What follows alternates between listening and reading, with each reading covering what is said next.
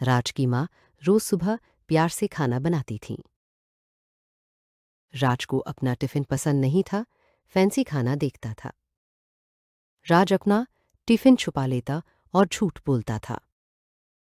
माँ को शक हुआ, टीचर ने बताया राज कभी खाता नहीं। माँ का दिल टूट गया, सोचा शायद खाना पसंद नहीं आता, लेकिन हार नहीं मानी, एक प्लान बनाया। अगले दिन टिफिन में सिर्फ रोटी और दाल थी। स्कूल में भूख लगी दोस्तों का खाना देखकर लालच हुआ। डब्बा खोला तो सब हंसे, यह क्या खिलाती है तेरी माँ। घर आके भूख से बेहाल, माँ मुझे बहुत भूख लगी है।